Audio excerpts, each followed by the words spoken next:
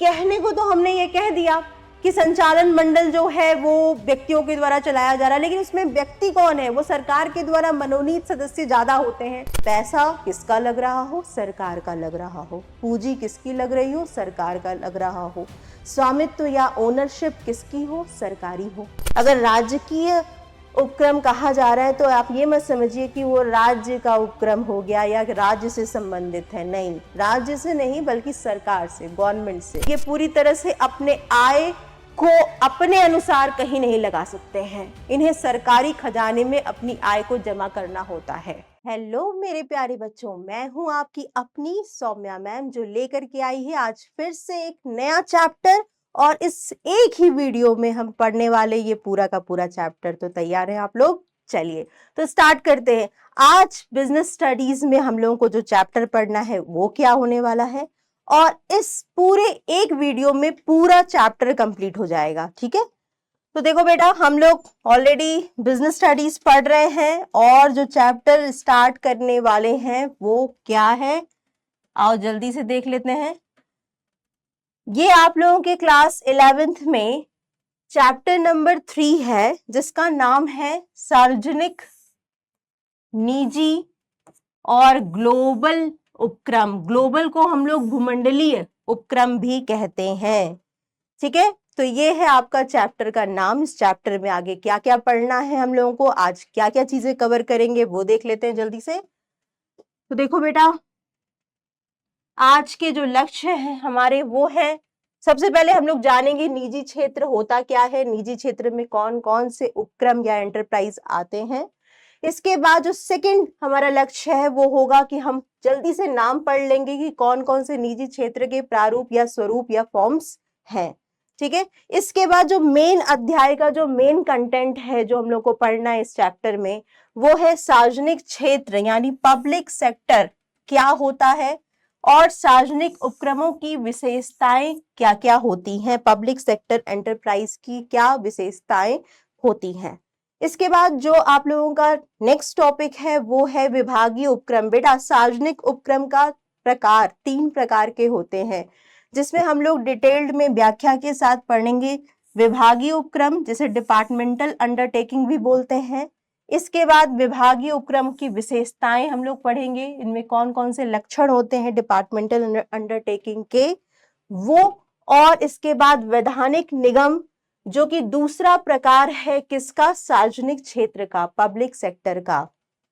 इसके बाद सरकारी कंपनी यानी गवर्नमेंट कंपनी, जो कि तीसरा पार्ट है या तीसरा अंग है, प्रकार है सार्वजनिक क्षेत्र के उपक्रमों का। ठीक है, तो ये हमारा था विषय वस्तु।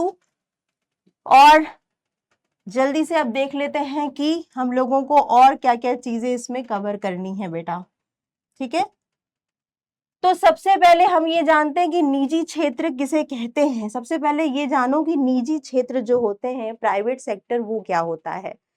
जिस भी क्षेत्र में या जिस भी उपक्रम में, एंटरप्राइज में निजी पैसा लगता है, निजी उद्योगपतियों का, प्राइवेट जो भी उद्योगपति हैं, अगर वो पूंजी लगाते हैं और व्यवसाय प्रारंभ करते हैं तो उस तरह के व्यवसाय को निजी क्षेत्र का उपक्रम कहा जा सकता है, जो निजी स्वामित्व में होते हैं, जिसमें सरकार का पैसा या सरकार की पूंजी ना लगी हो। ठीक है, तो निजी क्षेत्र की सिर्फ इतनी मीनिंग होती है, यही अर्थ होता है कि इसमें निजी स्वामित्व या निजी पैसा लगा हुआ है, सरकारी पैसा या सरकारी निवेश नहीं है। ठीक है, तो निजी क्षेत्र के उपक्रमों की स्थापना निजी स्वामित्व में होती है। ठीक है, इसके बाद देखो बेटा, निजी क्षेत्र के जो उपक्रम होते हैं वो कितने प्रकार के होते हैं। चैप्टर नंबर 2 में हम लोगों ने क्या पढ़ा था? हमने यही पढ़ा था कि कौन कौन से संगठन के स्वरूप होते हैं या व्यवसाय करने के कितने स्वरूप प्रकार होते हैं। वो सारे जितने आप लोगों ने सेकंड चैप्टर में पढ़े हैं ना, वही सारी चीजें क्या है, वही सारी चीजें आप लोगों के निजी उपक्रम के प्रारूप या प्रकार हो जाएंगे। जैसे एकाकी स्वामित्व, एकल स्वामित्व, ठीक है, एक व्यक्ति जो बिजनेस करता है, एकल स्वामित्व। उसके बाद संयुक्त हिंदू परिवार व्यवसाय, ज्वाइंट हिंदू फैमिली बिजनेस। फिर साझेदारी यानी पार्टनरशिप, संयुक्त साहस जहां पर दो कंपनी आपस में मिल करके या दो फर्म्स आपस में मिल करके जब कोई व्यापार या व्यवसाय करती हैं तो उसे ज्वाइंट वेंचर या संयुक्त साहस कहा जाता है। इसके बाद संयुक्त पूंजी कंपनी, जिसे कि हम लोग ज्वाइंट स्टॉक कंपनी भी कहते हैं, वो भी एक प्रकार का निजी क्षेत्र में आ सकता है यदि उसमें पैसा जो है निजी उद्योगपतियों द्वारा लगाया गया हो। ठीक है, इसके बाद सहकारी उपक्रम, ठीक है, सहकारी उपक्रम या कोऑपरेटिव सोसाइटी भी इसे कहते हैं, सहकारी समिति भी कहते हैं। ये सारी चीजें आप लोगों ने सेकंड चैप्टर में पढ़ी थी। ठीक है, तो ये सब क्या है, निजी उपक्रम के प्रारूप या प्रकार या किस तरह से निजी क्षेत्र में कौन कौन से प्रकार आते हैं उसको हमने देखा।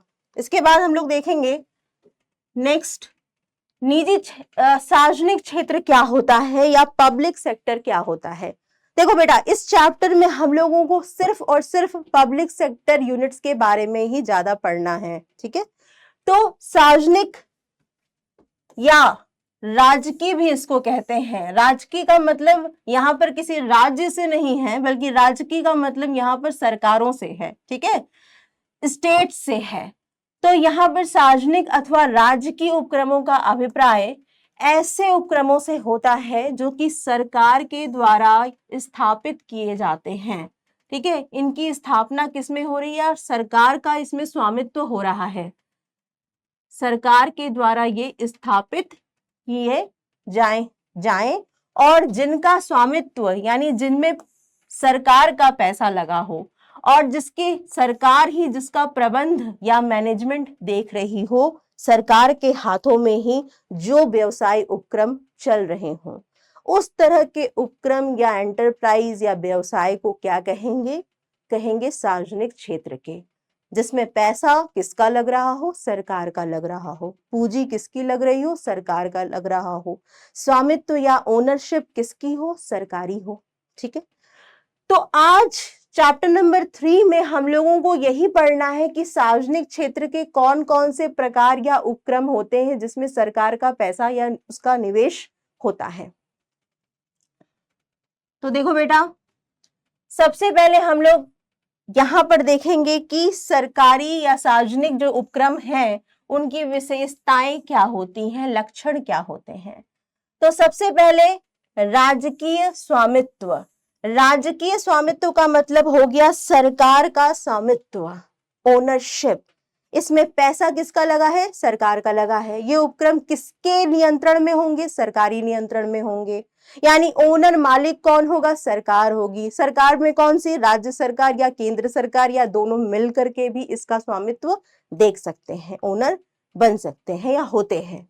तो सार्वजनिक उपक्रमों का स्वामित्व, ओनरशिप या तो पूर्णतः पूरी तरह से केंद्र सरकार के हाथों में हो या राज्य सरकारों के हाथों में हो या स्थानीय लोकल जो सरकारें हैं उनके हाथों में हो या इनके पास संयुक्त रूप से हो, यानी कोई केंद्र सरकार या राज्य सरकार अलग थोड़ा थोड़ा पूंजी दोनों मिल करके लगा रही हो, इन तरह के सार्वजनिक उपक्रमों में।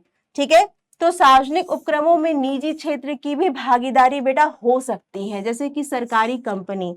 सरकारी कंपनी में जनता के द्वारा भी पूंजी आमंत्रित की जाती है। ठीक है, या हम ये भी कह सकते हैं कि जो सार्वजनिक निगम होते हैं, आगे आप लोग पढ़ोगे, उसमें भी अगर सार्वजनिक निगम चाहें, जो कि वैधानिक निगम भी जिन्हें कहते हैं, वो भी जनता से पूंजी आमंत्रित या जनता से उधार ले सकती है। ठीक है, तो जनता में तो निजी क्षेत्र के लोग भी आ जाते हैं, है ना। तो हम ये कह सकते हैं कि ये सरकारी या जो सार्वजनिक क्षेत्र है उसमें सरकार का पैसा तो लग ही रहा है और जरूरत पड़ने पर कुछ ऐसे निगम हैं, कुछ ऐसे उपक्रम हैं सार्वजनिक क्षेत्र के जो निजी भागीदारी को भी लाते हैं। ठीक है, लेकिन सरकार के पास कुल अंश पूंजी का कम से कम 51% भाग, यानी कम से कम सरकार का पैसा ज्यादा लगना चाहिए, कम से कम 51% होना चाहिए ही चाहिए, और ज्यादा से ज्यादा जो पूंजी है वो सरकार की होनी चाहिए। किसमें, सरकारी या सार्वजनिक उपक्रम में।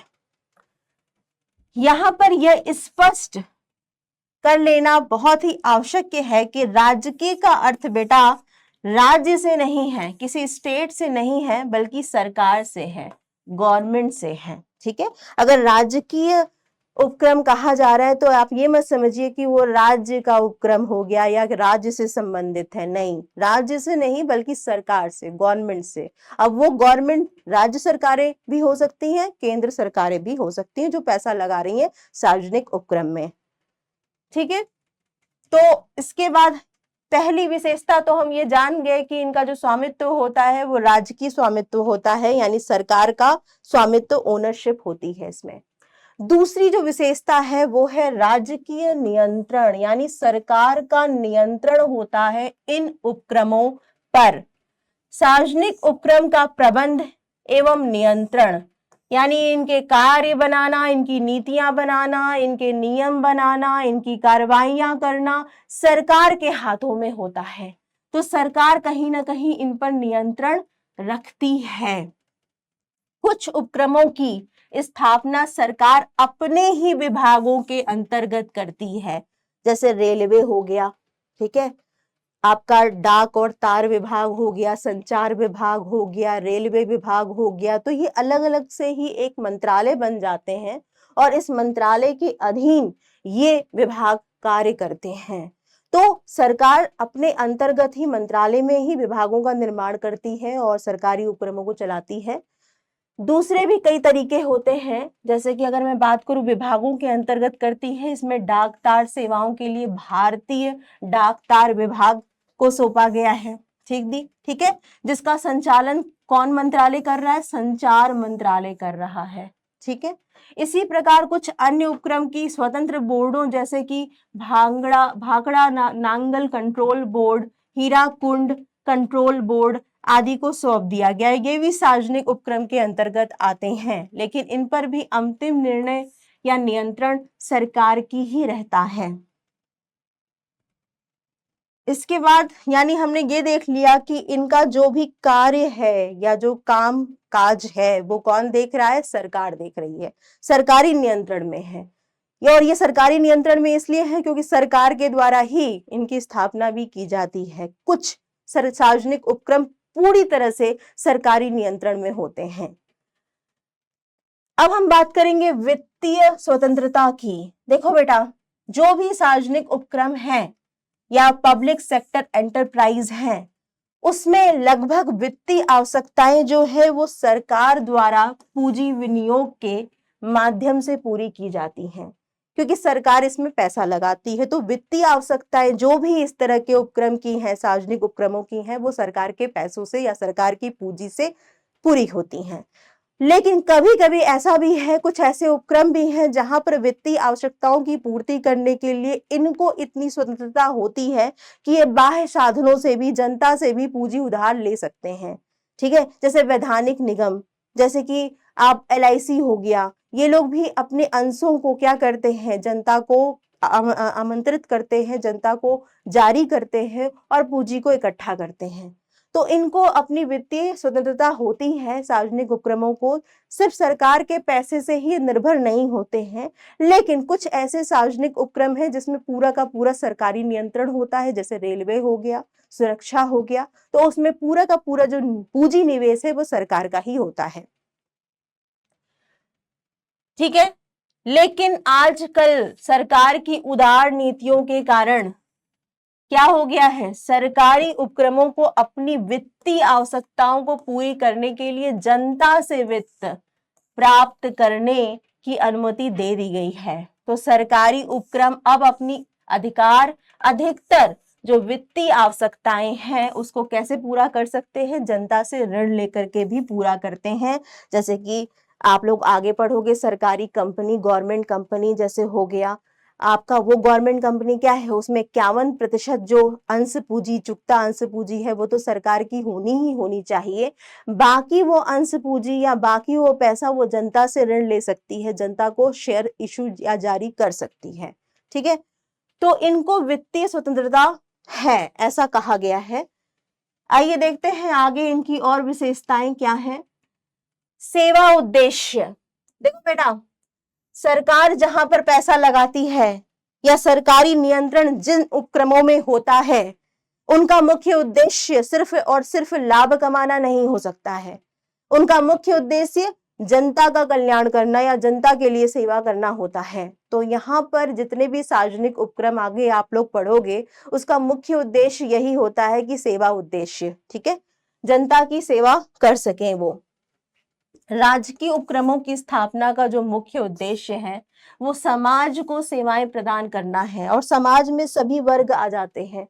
समाज जो है वो सभी वर्गों से मिलकर के बना है। इसमें उपभोक्ता भी आ जाता है, इसमें अंशधारी भी आ जाता है, इसमें सरकारें खुद भी आ जाती हैं, है ना, इसमें कर्मचारी वर्ग भी आ जाते हैं, मजदूर वर्ग भी आ जाते हैं। तो समाज के जितने भी वर्ग है ना, वो सारे वर्गों के लिए कार्य करना ही इनका एक प्रमुख उद्देश्य होता है, सेवा उद्देश्य। ठीक है, तो एक निजी उपक्रम की स्थापना तभी की जाती है यदि उससे लाभ की कुछ उम्मीद हो। बेटा निजी उपक्रम जितना होते हैं, जो भी हैं प्राइवेट जो सेक्टर है या प्राइवेट जो एंटरप्राइजेस हैं, उनका जो मेन उद्देश्य क्या होता है, वो होता है लाभ को ही अधिकतम करना या लाभ ज्यादा से ज्यादा लेना। लेकिन राजकीय उपक्रम या जो सार्वजनिक उपक्रम होते हैं, उनकी स्थापना करना यदि समाज सेवा के लिए जरूरी हो तो हानि होने की दशा में भी, बेटा हानि होने की दशा में भी इनको स्थापित किया जाता है। मतलब ये अपने सिर्फ फायदे नहीं देखते हैं, ये सार्वजनिक उपक्रम जन कल्याण के लिए कार्य करते हैं, ये सिर्फ फायदे के लिए कार्य नहीं करते हैं। ठीक है, इसके बाद देखो यहां पर दिया है जनता के प्रति उत्तरदेयता। उत्तरदेयता का मतलब जवाबदेही, जनता के लिए कार्य करते हैं और जनता के प्रति इनकी जवाबदेही होगी। यानी कोई भी ये वस्तु उत्पादित कर रहे हैं या सेवा प्रदान कर रहे हैं या कार्य कर रहे हैं, तो जनता के लिए इनकी जवाबदेही होगी कि जनता के लिए सही कार्य हो रहा है कि नहीं हो रहा है। ठीक है, तो क्योंकि निजी क्षेत्र के उपक्रम अपनी प्रगति के लिए केवल कुछ लोगों के लिए ही, यानी जो संचालक मंडल है उनके लिए ही जवाबदेह होते हैं और विशेष रूप से अपने स्वामियों के प्रति ही इनकी उत्तरदायित्व होती है। लेकिन इसके विपरीत अगर हम बात करें तो राजकीय यानी सार्वजनिक जो उपक्रम होते हैं, ये न केवल सरकार के प्रति बल्कि जनता के प्रति भी इनकी उत्तरदायी होते हैं। ये जनता द्वारा क्योंकि चुने गए जो प्रतिनिधि हैं वही क्या कर रहे हैं, जो चुने हुए प्रतिनिधि हैं इन उपक्रमों की सफलता एवं असफलता के बारे में संसद हो या विधानसभा हो उसमें टीका टिप्पणी कर सकते हैं। बेटा रेलवे का कार्य जो चल रहा है, रेलवे बजट पास किया जाता है और फिर इनका पैसा, इनकी पूंजी इनको रेलवे विभाग को मिलती है, मंत्रालय के अधीन ये कार्य करते हैं। तो रेलवे जो भी कार्य कर रहा है या रेलवे का जो भी बजट या जो भी लाभ है या जो भी हानि है, वो सब कुछ कहीं ना कहीं क्या है, पार्लियामेंट में, संसद में वो जवाबदेह होते हैं। संसद में बजट प्रस्तुत किया जाता है, संसद में उनके जो भी कार्यप्रणाली है उनका रिपोर्ट उन्हें प्रस्तुत करना पड़ता है। वैसे ही वैधानिक निगम है, वो भी उनकी भी लेखा पुस्तकें, उनका भी लाभ और हानि खाता, उनका भी सब कुछ जो है वो प्रकट करना जरूरी होता है। तो इस तरह से हम ये कह सकते हैं कि कहीं ना कहीं इन्हें जनता के प्रति जवाबदेही बनती है। इसके बाद देखो प्रबंध में नौकरशाही। बेटा जो इसका मैनेजमेंट देख रहा होता है ना, जो या कह सकते हैं कि जो संचालन जो लोग करते हैं ना इन सार्वजनिक उपक्रमों में, वो क्या होते हैं, वो सरकार के द्वारा चुने हुए प्रतिनिधि होते हैं। सरकार उनको मनोनीत करती है, चुनती है। ठीक है, चाहे वो सरकारी कंपनी हो, उसमें भी संचालक मंडल में कई संचालक जो होते हैं वो सरकार के द्वारा मनोनीत व्यक्ति होते हैं। ठीक है, इसी तरह जो वैधानिक निगम आगे पढ़ोगे आप लोग, जिसे सार्वजनिक निगम भी कहते हैं, उसमें क्या होता है, उसमें भी सरकार के द्वारा चुने हुए कुछ अधिकारी होते हैं जो उनका संचालन करते हैं। ठीक है, इसी प्रकार अगर हम बात करें विभागीय उपक्रम की, डिपार्टमेंटल अंडरटेकिंग की, जैसे रेलवे हो गया, सुरक्षा विभाग हो गया, डिफेंस हो गया, इसमें तो पूरा का पूरा नियंत्रण ही सरकार का होता है। तो सरकार के द्वारा जो अधिकारी होते हैं वही इनका संचालन भी कर रहे होते हैं। आईएएस ऑफिसर्स जो होते हैं वो लोग इनका संचालन कर रहे होते हैं। तो हम ये कह सकते हैं कि प्रबंध में नौकरशाही मतलब ब्यूरोक्रेसी का मतलब यहाँ पर ये हो गया कि जो भी प्रबंध देख रहे हैं वो सरकारी नौकर होंगे या सरकार के द्वारा मनोनीत व्यक्ति होंगे। क्योंकि सार्वजनिक उपक्रम सरकार द्वारा स्थापित किए जाते हैं, इसीलिए इनका प्रबंध प्रशासनिक अधिकारियों द्वारा, आईएएस ऑफिसर्स के द्वारा किया जाता है। प्रशासनिक अधिकारी सरकार द्वारा बनाए गए नियमों और उप नियमों को ध्यान में रखते हुए इन उपक्रमों का संचालन करते हैं, इनका कार्य जो भी है उसको बनाते हैं, नीति निर्माण करते हैं, और परिणाम स्वरूप निर्णयों में लोकशीलता का यहाँ पर अभाव हो जाता है, क्योंकि भाई सरकारी प्रतिनिधि हैं, वो सरकार का आदेश का ही एक तरह से पालन कर रहे हैं, तो कहीं ना कहीं सरकार से अप्रूवल लेना, विभागों से अप्रूवल लेना, मंत्रालय से अप्रूवल लेना उनके लिए जरूरी हो जाता है। सो इस विशेषता के कारण ही इन उपक्रमों में निर्णय इतनी शीघ्रता से नहीं लिए जाते हैं जितने कि निजी उपक्रमों में लिए जाते हैं। ठीक है, लेकिन बेटा कहीं ना कहीं ठीक है, ये इनका एक कमी है, लेकिन सरकार अपना कहते हैं ना कि पर्यवेक्षण रखने के लिए अपने सरकारी अधिकारियों को इनका संचालन जरूर जरूर करवाती है। इनमें छोटे से छोटा निर्णय लेने के लिए भी एक लंबी प्रक्रिया का पालन करना पड़ता है। ठीक है, जितने भी सार्वजनिक उपक्रम हैं, क्योंकि सरकार के नियंत्रण में होते हैं और सरकारी अफसर जो होते हैं वही इनका संचालन कर रहे होते हैं, तो फिर हम ये पाते हैं कि कहीं ना कहीं जो भी निर्णय लिए जा रहे हैं उनमें देरी होती है और लोचशीलता यानी निर्णय में परिवर्तन करना इतना आसान नहीं होता है। नेक्स्ट, मधुर औद्योगिक संबंध। सार्वजनिक उपक्रम का जो ये विशेषता है ना बेटा, उसमें कहा गया है कि मधुर औद्योगिक संबंध होता है इनका, किसके साथ? दूसरे लोगों के साथ। दूसरे लोगों में कौन? जनता के साथ, या हम ये कह सकते पूरे समाज के लिए ये हितकर होते हैं।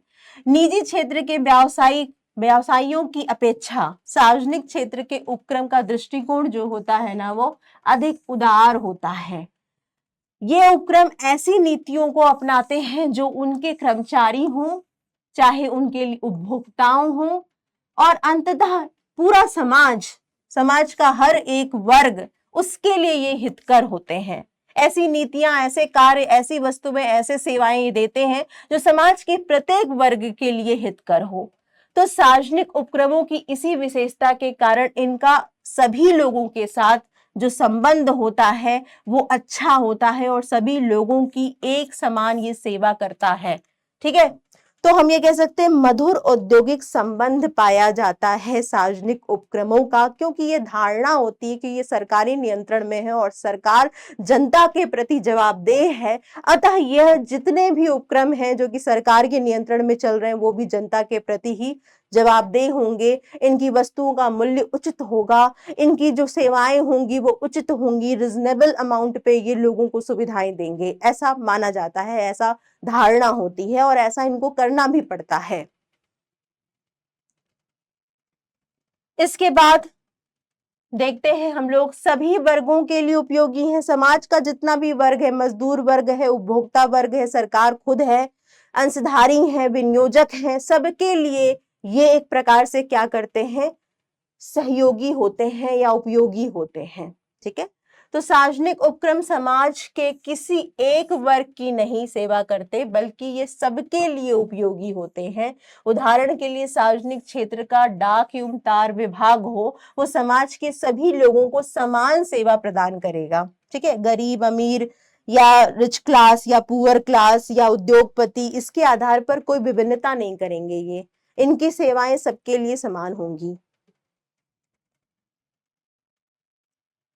इसके बाद एक और विशेषता है सार्वजनिक उपक्रम की, वो है कुछ क्षेत्रों में एकाधिकार।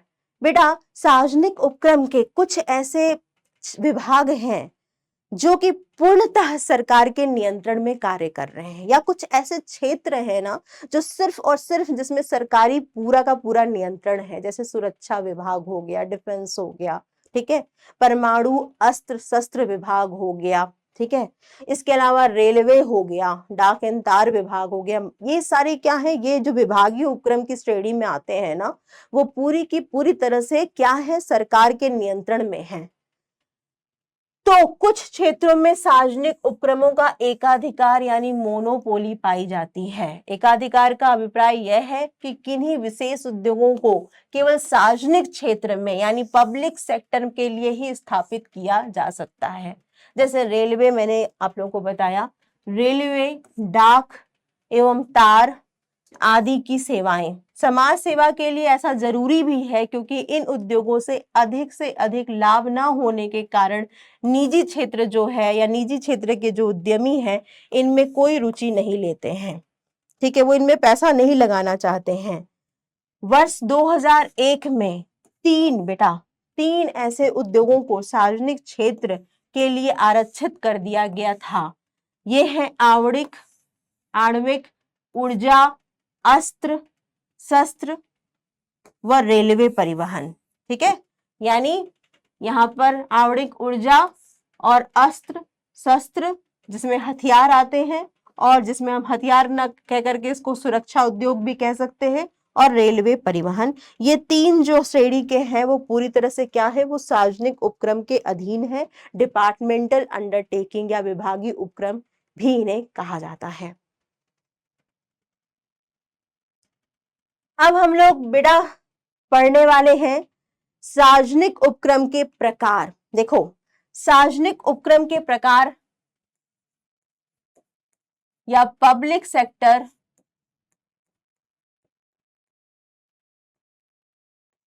उपक्रम के प्रकार।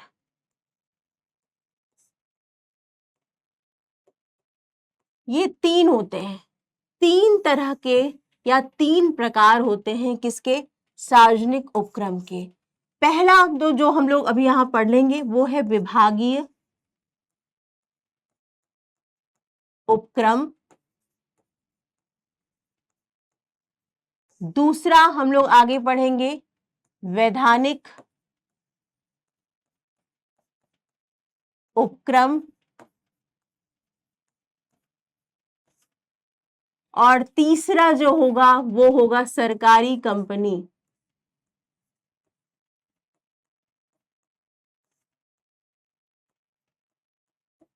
ठीक है, ये तीन जो है वो प्रकार हैं या तीन रूप हैं जो कि सार्वजनिक उपक्रम पब्लिक सेक्टर के अंदर आते हैं। विभागीय उपक्रम यानी डिपार्टमेंटल अंडरटेकिंग, वैधानिक उपक्रम को हम लोग स्टेटरी कॉर्पोरेशन भी बोलते हैं और सार्वजनिक निगम भी बोलते हैं। इसका दूसरा नाम भी है सार्वजनिक निगम। ठीक है, यानी पब्लिक कॉर्पोरेशन भी कहते हैं इसको, और सरकारी कंपनी यानी गवर्नमेंट कंपनी। तो यहां पर देखिए विभागीय उपक्रम के बारे में हम लोग अब पढ़ेंगे, या डिपार्टमेंटल अंडरटेकिंग क्या होता है। सार्वजनिक उपक्रमों को संचालित करने का यह सबसे अधिक प्रचलित स्वरूप या फॉर्म्स माना जाता है। यह उपक्रम अनिवार्य या पूर्ण रूप से पूरी तरह से सरकारी नियंत्रण में होता है। सरकारी में केंद्रीय, राज्य या स्थानीय सरकारें हो सकती हैं। इनका पूर्ण रूप से स्वामित्व एवं नियंत्रण में ये विभागीय उपक्रम होते हैं, डिपार्टमेंटल अंडरटेकिंग्स होते हैं, और इनका प्रबंध जो है वो उपक्रम से संबंधित मंत्रालय द्वारा किया जाता है। जैसे कि अगर मैं बात करूं रेलवे की,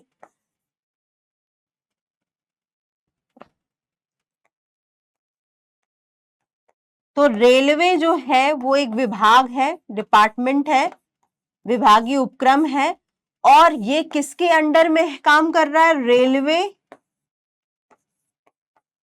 मंत्रालय,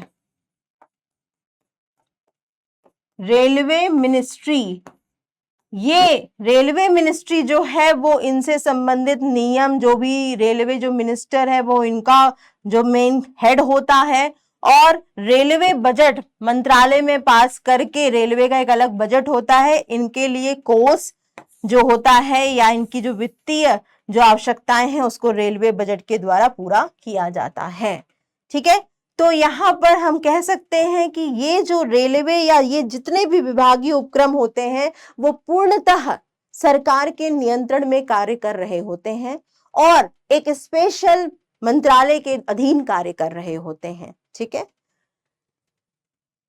इसके बाद जो मंत्रालय के निर्देशन एवं नियंत्रण में होते हैं, इनकी पॉलिसीज, इनकी नीतियां, इन पर कंट्रोल, इनका ओनर पूरी तरह से सरकार होता है, पूरी तरह से सरकारी मंत्रालय होते हैं। प्रति वर्ष, हर वर्ष इनका बजट बनता है जिसमें इनका आय और व्यय से संबंधित चीजों को पहले से ही बताया जाता है, जिसकी स्वीकृति सरकार से ली जाती है, गवर्नमेंट से ली जाती है, और इन उपक्रमों को वर्ष भर का जो भी कार्य या कलाप होता है या जो भी इनकी प्रगति होती है एवं जो भी अन्य संबंधित मामलों की रिपोर्ट यानी अपने लाभ और हानि जो भी इनके अकाउंट्स बुक्स हैं उसको तैयार करके संसद या विधानसभाओं में प्रस्तुत की जाती है इनके द्वारा। तो विभागीय उपसंगठन या विभागीय जो उपक्रम है से संबंधित मंत्री जो होते हैं वो विभाग की सफलता एवं असफलता के लिए संसद या विधानसभा में जवाबदेह होते हैं। तो कहीं ना कहीं हम ये कह सकते हैं कि इनका जो नियंत्रण है वो पूरी तरह से सरकारी नियंत्रण है और ये इनका कार्यकलाप, इनकी क्रियाएं, इनका लाभ, इनका हानि, ये सब कुछ की रिपोर्ट इन्हें संसद में प्रस्तुत करनी पड़ती है और जो मंत्रालय का जो मंत्री होता है वो जवाबदेह होता है संसद में इनके कार्यों के लिए। ठीक है, तो इनका जो हम अस्तित्व देख रहे हैं वो पूरी तरह से क्या है, सरकारी अस्तित्व है, या हम कह सकते हैं कि इन विभागों का अपना अलग से कोई अस्तित्व नहीं होता है, ये सरकार के अधीन ही कार्य कर रहे होते हैं, इनका कोई पृथक अलग से वैधानिक अस्तित्व नहीं है।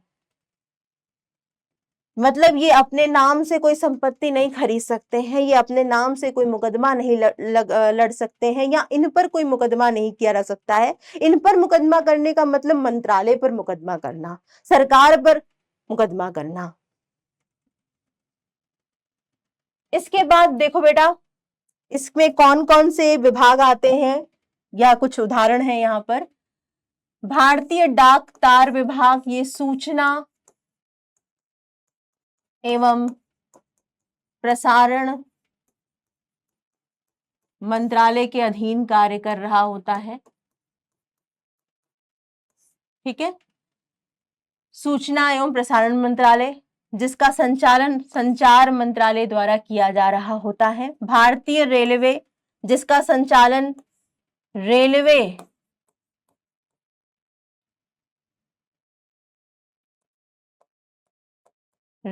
मंत्रालय के द्वारा किया जा रहा होता है। इसी प्रकार ऑल इंडिया रेडियो, दूरदर्शन जो है, टेलीफोन सेवाएं, युद्ध सामग्री कारखाना आदि विभागीय उपक्रमों के कुछ उदाहरण हैं। ठीक है, अब ये जो विभागीय उपक्रम या डिपार्टमेंटल अंडरटेकिंग है वो किस तरह के संस्थाओं या किस तरह के क्षेत्रों के लिए ज्यादा उपयोगी हैं। ठीक है, तो देखो बेटा, इनकी उपयोगिता को बताने से पहले हम इनकी कुछ विशेषताएं भी देख लेते हैं, इनके कुछ लक्षण भी देख लेते हैं। अगर मैं उपयोगिता की बात करूं तो जहां पर एक देश की सुरक्षा संबंधी चीजों की ज्यादा जरूरत हो या सुरक्षा संबंधी जो चीजें जहां जहां गोपनीयता का बहुत जरूरत हो, जहां पर कह सकते हैं कि किसी निजी क्षेत्र की भागीदारी जरूरी ना हो, जैसे सुरक्षा या डिफेंस हो गया, अस्त्र शस्त्र या हथियार निर्माण से संबंधित चीजें हो गई, परमाणु बम बनाना या इससे संबंधित चीजें हो गई, आर्म्स हो गया हमारा, है ना। तो वहां पर क्या है, जहां पर देश का हित सर्वोपरि हो, देश की सुरक्षा सर्वोपरि हो, गोपनीयता की जहां ज्यादा आवश्यकता हो, वहां पर विभागीय उपक्रम पूरी तरह से सुटेबल या उपयुक्त होते हैं। क्यों होते हैं, इनकी कुछ विशेषताओं से ये बात हम लोग जानने की कोशिश करते हैं। स्थापना यानी इनका फॉर्मेशन, इनको स्थापित कैसे किया जाता है। इनकी स्थापना एक सरकारी विभाग के रूप में सरकार ही द्वारा की जाती है, यानी इनका एक अलग से विभाग बनाया जाता है और उसी विभाग जो है वो सरकारी विभाग कहा जाएगा और प्रत्येक सरकार को एक विशेष मंत्रालय के साथ जोड़ दिया जाता है और सरकारी विभाग को, प्रत्येक सरकारी विभाग को एक विशेष मंत्रालय के साथ जोड़ दिया जाता है। जैसे मैंने आपको पहले ही बता दिया कि यहाँ पर डाक और तार जो विभाग है वो सूचना एवं प्रसारण मंत्रालय के साथ जुड़ा हुआ है। सूचना और प्रसारण मंत्रालय इनकी नीतियों और नियमों को निर्धारित करता है और इन पर नियंत्रण रखता है। ठीक है, ऐसे ही रेलवे जो है, रेलवे विभाग जो है, उसका जो नीति निर्माण और जो भी है वो रेलवे मंत्रालय के अधीन हो रहा है। तो विशेष मंत्रालय के साथ जोड़ दिया जाता है। तो स्थापना कैसे होती है इनकी स्थापना सरकार के द्वारा होती है, विभागों को बना करके होती है और इनका एक विशेष मंत्रालय होता है जिसके साथ ये संबंधित होते हैं। स्वामित्व की अगर हम बात करें कि यहाँ पर ओनर कौन होता है, मालिक कौन होता है, निजी स्वामित्व तो बिल्कुल भी नहीं होता है, यहाँ पर पूरी तरह से सरकारी स्वामित्व होता है। तो सरकार का स्वामित्व या सरकार इसकी मालिक होती है। इन उपक्रमों पर अनिवार्यतः या पूर्ण सरकारी स्वामित्व या ओनरशिप होती है। प्रबंध की अगर हम बात करें कि इनका जो प्रबंध है, इनकी जो नीति है, इनके जो निर्णय है वो कौन लेगा? इनका प्रबंध उपक्रम से संबंधित मंत्रालय द्वारा किया जाता है। मिनिस्ट्री जो होती है वो जो भी विभाग से संबंधित मिनिस्ट्री होगी वो विभागीय उपक्रमों को देखती है और विभागीय सचिव जो होते हैं, जो सेक्रेटरी होते हैं, वो इनका कार्यकारी अधिकारी होता है। ठीक है, वित्त व्यवस्था की अगर हम बात करें कि इनका जो वित्त है, इनका जो फाइनेंस है, इनका जो पूंजी है, इनके जो धन संबंधी आवश्यकताएं हैं उसको कौन पूरा करता है? तो इनकी वित्त व्यवस्था जो है वो पूर्णतः पूरी तरह से सरकार के द्वारा सामान्य बजट के माध्यम से की जाती है। बजट जो कि संसद में पास किया जाता है मंत्रालय के द्वारा और उसके बाद इनकी वित्त संबंधी आवश्यकताएं उसी बजट से पूरी की जाती हैं। जनता से उधार लेने का अधिकार इन सारे विभागीय उपक्रम को नहीं है। ये जनता से पूंजी डायरेक्ट नहीं मांगती हैं, प्रत्यक्ष नहीं ले सकती हैं। ये उपक्रम अपने दैनिक खर्चों के लिए रुपया सरकारी खजाने से, गवर्नमेंट ट्रेजरी जिसे कहा जाता है, जो इनके लिए एक तरह से पूरी तरह से बनाई गई है, उससे ये निकालते हैं और उन्हें अपनी जितनी भी आय होती है, जो भी इनका जो आय हो रहा है, इनकम हो रही है, वो उस सरकारी खजाने में वापस चला जाता है। मतलब ये पूरी तरह से अपने आय को अपने अनुसार कहीं नहीं लगा सकते हैं। इन्हें सरकारी खजाने में अपनी आय को जमा करना होता है, फिर सरकार बजट पास करेगी और फिर इनको पैसा देगी। ठीक है,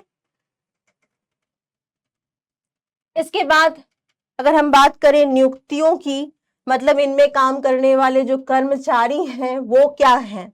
वो जो भी हैं इन उपक्रमों में नियुक्तियां सरकार के द्वारा की जाती हैं और विभाग के द्वारा की जाती हैं। इन विभागों के अपने स्वयं के स्टाफ चयन बोर्ड भी होते हैं, हो सकते हैं। जैसे रेलवे जो है वो अपनी नियुक्तियों के लिए अलग से रेलवे सेवा कमीशन बनाता है और ये अपने विभागीय उपक्रम के कर्मचारी जो है वो नियुक्त करते हैं। इनके जो कर्मचारी होते हैं यानी विभागीय उपक्रम में काम करने वाले जितने भी कर्मचारी हैं वो पूरी तरह से क्या है, सरकारी कर्मचारी माने जाते हैं, गवर्नमेंट एम्प्लॉय होते हैं।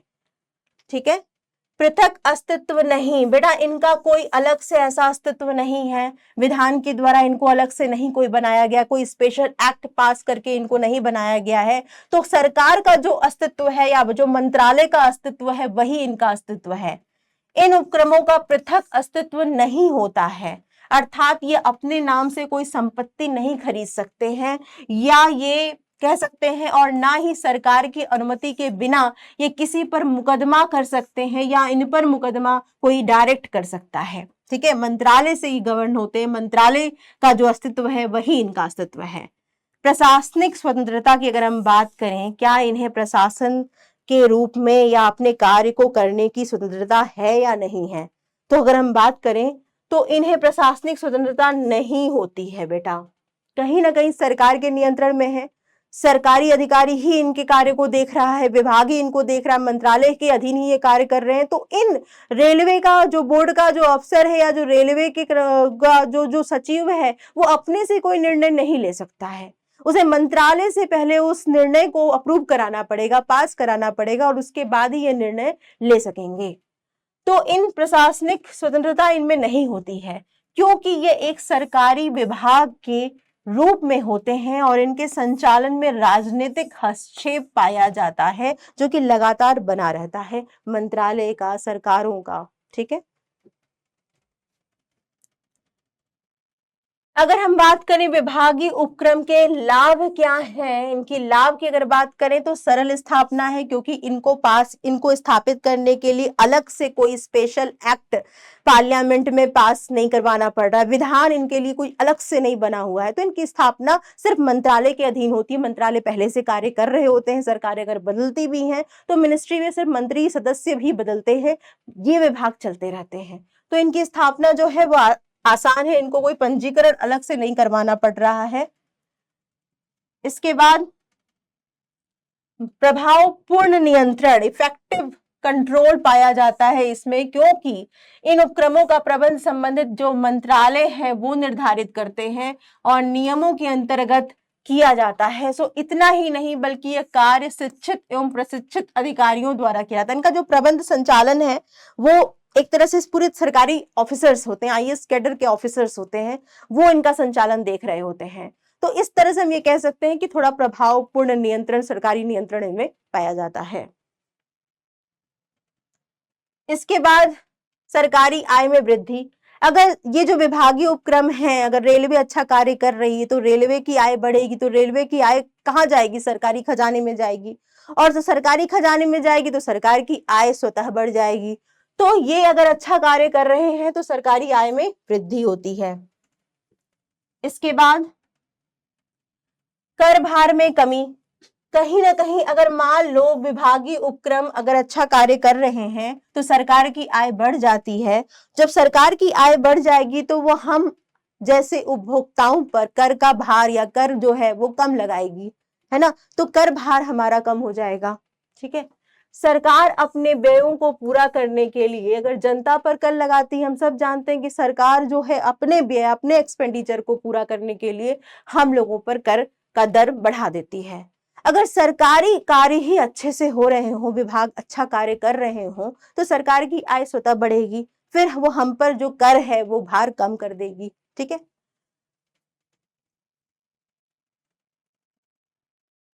इसके बाद सरल वित्त व्यवस्था।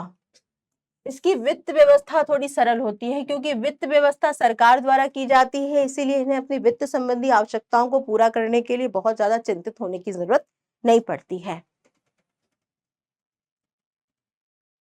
फंडों का उचित उपयोग, ये अपने फंडों का दुरुपयोग नहीं कर सकते हैं, क्योंकि इनकी जवाबदेही रहती है, कहीं ना कहीं से इन्हें अपने संसद में दिखाना पड़ता है कि इन्होंने कितना कार्य किया, इनका बजट पहले से निर्धारित होता है। तो ये अपने जो भी आय आ रही है या जो भी इनको फंड या बजट पास हुआ है उसका व्यय वो पहले से पूर्व नियोजित तरीके से ही कर सकते हैं। इन उपक्रमों की सभी गतिविधियां सरकारी अनुमति से ही की जाती हैं। सो अधिकारियों का पूर्ण नियंत्रण होता है इन पर, अतः फंडों का यह दुरुपयोग नहीं हो सकता है इनमें। विभागीय उपक्रम की अब कुछ लाभ है तो कुछ सीमाएं भी हैं। सीमाओं में शीघ्र कार्रवाई की कमी है, जहां भी सरकारी हस्तक्षेप होगा, जहां भी सरकारी नियंत्रण होगा, वहां पर कार्य जल्दी नहीं हो सकते हैं। इनके बोर्ड के अधिकारी को सरकारी मंत्रालय से या मंत्रालय से क्या लेना पड़ेगा? अप्रूवल लेना पड़ेगा, आदेश लेना पड़ेगा, तब जाकर के कोई निर्णय का अंतिम निर्णय तक पहुंचेगा वो व्यक्ति। तो यहाँ पर बहुत जल्दी निर्णय संभव नहीं है। दूसरा क्या है भाई? लोकशीलता की कमी। बहुत जल्दी कोई त्वरित निर्णय लेना हो या निर्णयों में परिवर्तन लाना हो तो यहाँ पॉसिबल नहीं है। यहाँ पर एक बहुत चैनल होता है, एक श्रृंखला होती है, उसको पार करने के बाद ही कोई निर्णय में परिवर्तन करना संभव हो पाता है। तो लोकशीलता की कमी है, बहुत जल्दी जल्दी निर्णय में बदलाव नहीं कर सकते हैं। जो पहले से पूर्व नियोजित जो नियम या नीतियां बनाई गई हैं उनका पालन करना ही इनके अधिकारियों की जिम्मेदारी होती है। इसके बाद प्रेरणा की कमी है। हम कह रहे हैं कि जो सरकार के द्वारा जो मनोनीत अधिकारी हैं वही इनका संचालन कर रहे हैं, और विभागीय उपक्रम का जो संचालन है वो मंत्रालय के अधीन ज्यादा होता है या मंत्रालय का पूर्ण नियंत्रण होता है। तो अधिकारी बोर्ड के जो है वो नाम मात्र के रह जाते हैं, उनको इतना ज्यादा फ्रीडम या उनको अपना कार्य अपने तरीके से करने का पूरी तरह से कोई स्वतंत्रता होती ही नहीं है। ऐसे में क्या होता है, ऐसे में वो अधिकारी में प्रेरणा की कमी हो जाती है, वो बहुत ज्यादा मेहनत या बहुत ज्यादा विभाग के लिए कार्य करने के लिए उतना उत्सुक नहीं होते, क्योंकि उनको कोई भी निर्णय लेने की स्वतंत्रता नहीं है। तो देखने से ऐसा लगता है कि अधिकारियों को प्राप्त शक्तियां उनके लिए प्रेरणा का काम करती होंगी, लेकिन ऐसा है नहीं। शक्तियों से प्रेरित होकर वे उपक्रम की आय को अधिकतम करने के लिए प्रयास करते हैं, लेकिन विभागीय उपक्रम में अधिकारियों की शक्तियां नाम मात्र की ही होती हैं बेटा, असल में तो होती नहीं है। फलतः वे आय को अधिकतम करने के लिए विशेष प्रयास नहीं करते हैं। कहने का मतलब वही है ना कि सरकारी कर्मचारी होने के बाद जो लापरवाहियां हो जाती हैं, वो सारी चीजें यहाँ भी देखने को मिलती हैं। इसके बाद प्रतियोगी भावना की कमी। प्रतियोगी भावना की जहां भी कमी होगी, वहां पर कहीं ना कहीं कार्य जो होगा वो अच्छे से नहीं होगा। क्यों यहाँ पर प्रतियोगी भावना की कमी होती है? क्योंकि प्रतियोगिता की कमी तथा लाभ उद्देश्य ना होने की वजह से, लाभ उद्देश्य इनका मेन उद्देश्य होता नहीं है, जिस कारण ये उपक्रम में हो रही हानियों की ओर विशेष ध्यान नहीं देते हैं। इतना ही नहीं, ये उपभोक्ताओं की आवश्यकताओं व रुचि की भी लापरवाही कर देते हैं। कहीं ना कहीं लाभ यहाँ उद्देश्य है नहीं, तो जो लोगों का जो पैसा है, सैलरी है, वो फिक्स्ड है। तो जो भी लोग काम कर रहे हैं उनको पता है कि वो तो सरकारी कर्मचारी हैं, या जो बोर्ड के मेन अधिकारी है वो भी, उनको लगता है कि वो तो सरकार के अधीन है, उनको तो फिक्स्ड वेतन मिल ही रहा है। तो फिर जब हानियां हो रही है विभागों की, तो उसके प्रति कहीं ना कहीं सभी लोगों का जो होती है ना, वो उपेक्षा होने लगती है, वो उस पर उतना ध्यान नहीं देते हैं।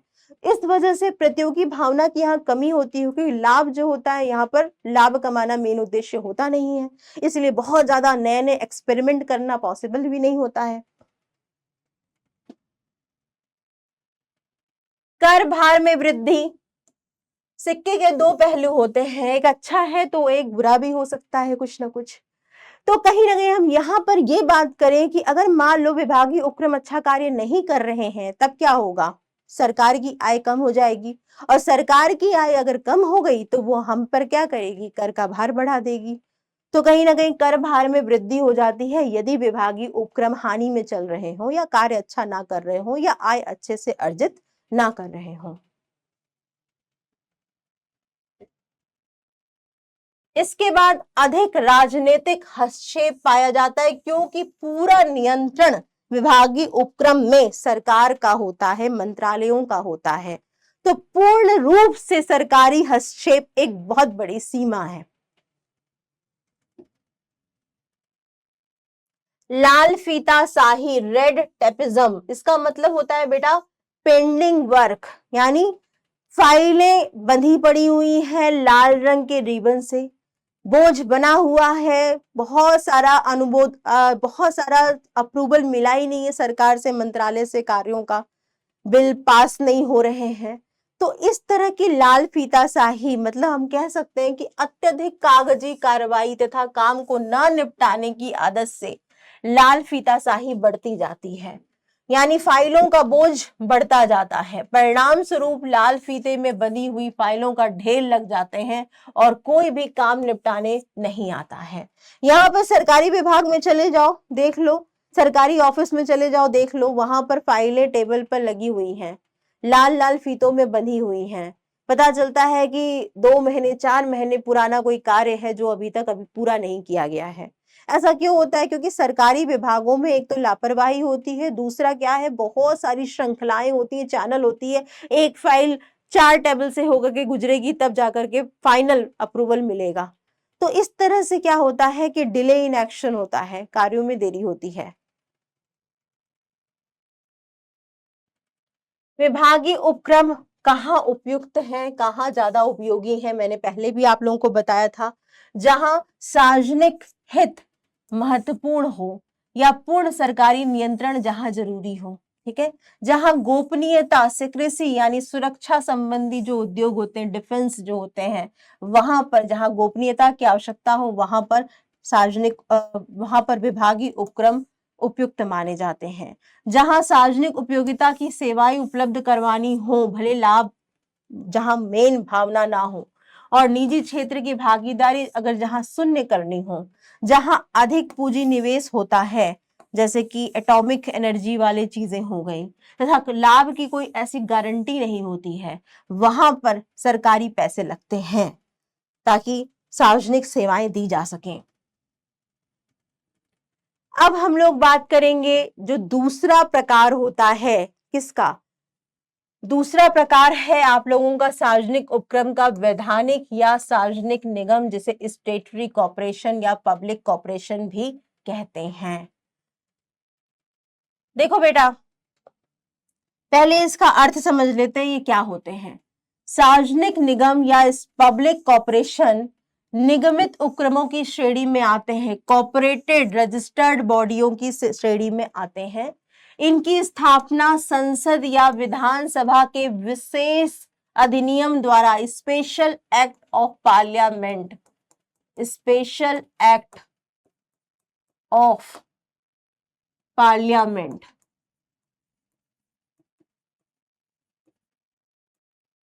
पास करा करके की जाती है। ठीक है, तो एक विशेष अधिनियम के द्वारा इनकी स्थापना की जाती है।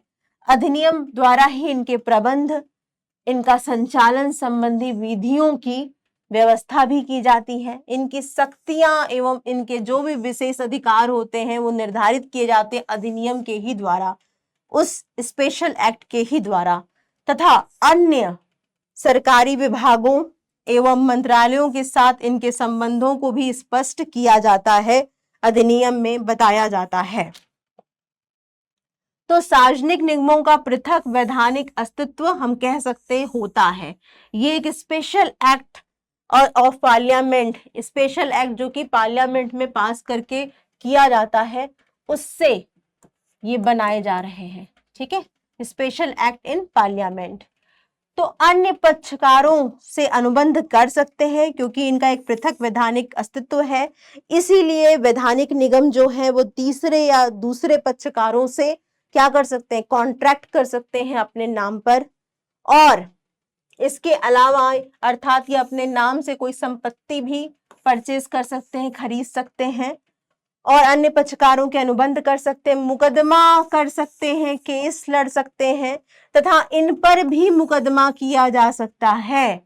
इतनी सारी स्वतंत्रता इनको होती है क्योंकि इनका पृथक वैधानिक अस्तित्व होता है जो कि सरकार के अस्तित्व से अलग है।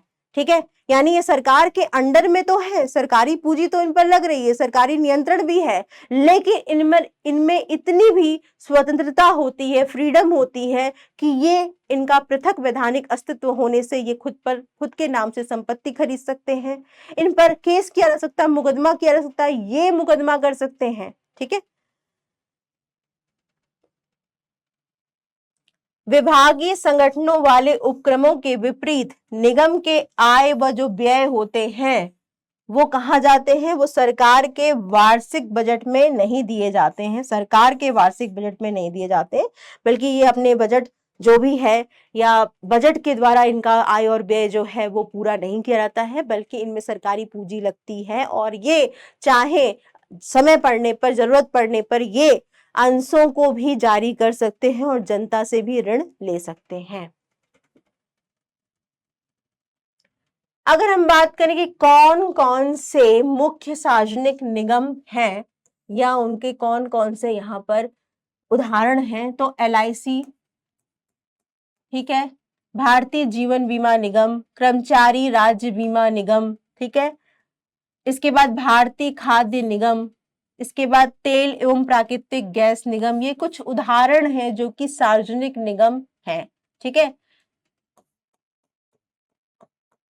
इसके अलावा GIC भी है, जनरल इंश्योरेंस, ठीक है, कॉर्पोरेशन। इसके बाद UGC भी है, United grant commission, UGC, university grant commission.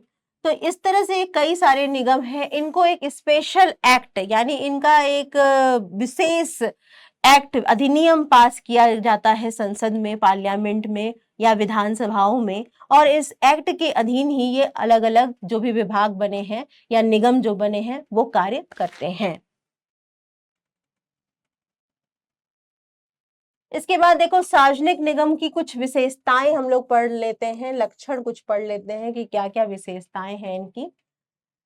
तो सबसे पहले बात करेंगे स्थापना। इनकी जो इनका फॉर्मेशन है, स्थापित कैसे किए जाते हैं, तो इनकी स्थापना जो है वो संसद अथवा राज्य विधानसभाओं में विशेष अधिनियम स्पेशल एक्ट द्वारा की जाती है। कि स्पेशल एक्ट अलग से इनके लिए पास किया जाता है और उसी अधिनियम के अंतर्गत ये कार्य करते हैं। स्वामित्व की बात करें कि इसमें किसका पूंजी लगी है, तो निगम जो पूर्णतः सरकार के स्वामित्व में ही होते हैं, इनको सरकारी नियंत्रण ही होता है। प्रबंध की अगर हम बात करें तो निगमों का जो प्रबंध है वो सरकार द्वारा मनोनीत संचालकों के द्वारा किया जाता है, यानी सरकारी प्रतिनिधि होते हैं जो इनका संचालन या इनकी प्रबंध व्यवस्था कर रहे हैं। वित्त व्यवस्था की अगर हम बात करूं कि पैसा इनको कहां से आता है, तो संपूर्ण पूंजी सरकार के द्वारा प्रदान की जाती है, लेकिन अगर आवश्यकता पड़े तो इनको इतनी फ्रीडम है कि ये जनता से भी उधार लेने का अधिकार रखते हैं।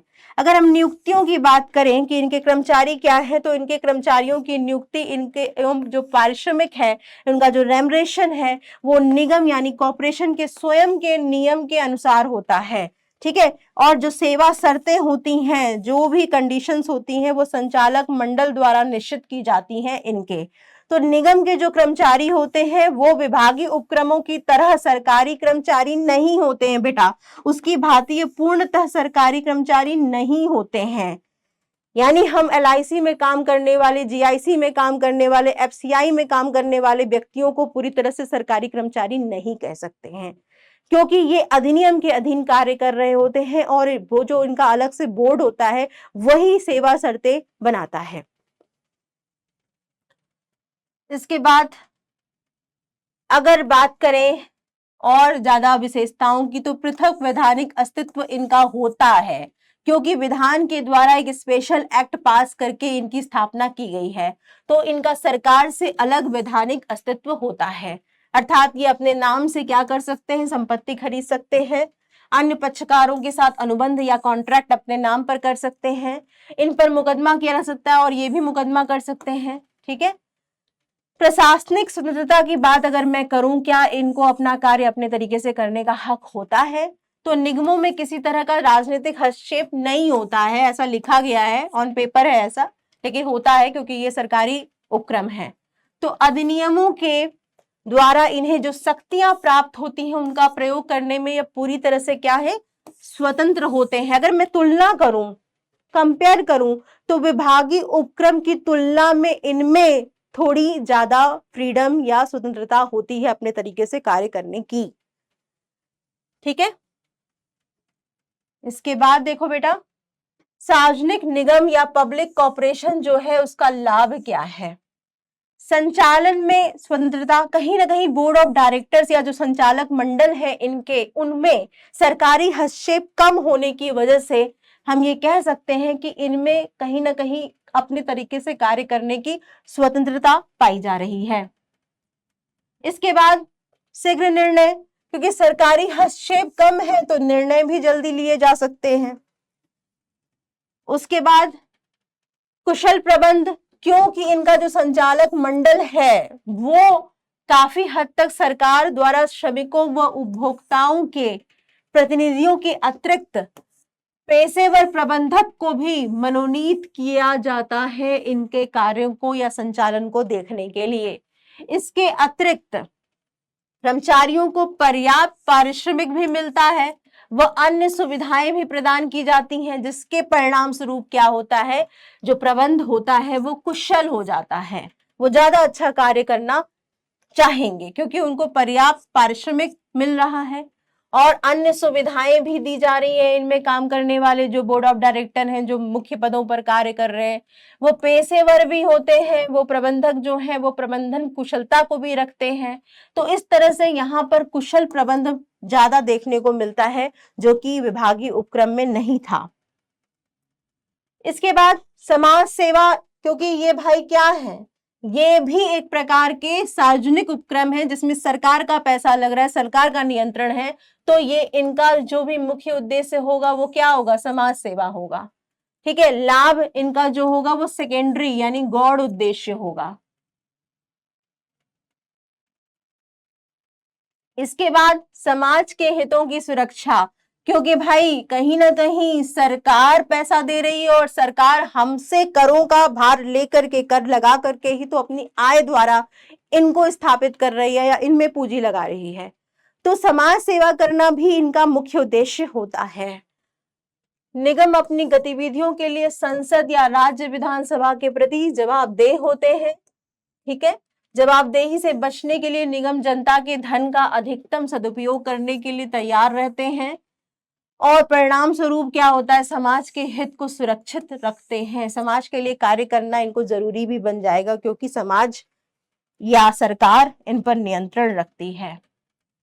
अगर मैं बात करूं सीमाओं की या हानियों की, तो अपूर्ण, देखो बेटा, लिखने को ऑन पेपर तो हमने लिख दिया, कह दिया कि इनको प्रशासनिक स्वतंत्रता है, इनके संचालक मंडल अपने से निर्णय लेते हैं, लेकिन ऑन पेपर, कागज पर सिर्फ। असल में अगर देखा जाए तो इनको इतनी अपूर्ण संचालन स्वतंत्रता होती है क्योंकि ये सरकार के पैसे द्वारा चल रहे हैं और सार्वजनिक उपक्रम है, पब्लिक सेक्टर के अंदर आते हैं। तो कोई भी निर्णय लेना है, कोई भी बड़ा निर्णय कार्य करना है, तो कम से कम सरकार को बताना या सरकार का अनुमोदन लेना जरूरी हो जाता है इनके लिए। तो यह कहना कि निगमों को संचालन में स्वतंत्रता है, ये सिर्फ मात्र थ्योरी या कागज में ही हो सकती है, कागज की ही बात है। वास्तव में इनमें पूरा सरकारी हस्तक्षेप पाया जाता है। परिणाम स्वरूप ये स्वतंत्रता पूर्वक अपने तरीके से निर्णय नहीं ले सकते हैं इनके संचालक मंडल। इसके बाद प्रतियोगी भावना की कमी, लाभ उद्देश्य ना होने की वजह से हम कह सकते हैं कि कहीं ना कहीं इनमें काम करने वाले, चाहे वो कर्मचारी हो चाहे वो संचालन मंडल हो, बहुत ज्यादा रुचि नहीं लेते हैं। ठीक है, जिस वजह से हानि अगर होती भी है तो हानि की संभावना भी रहती है और हानि बनी भी रहती है।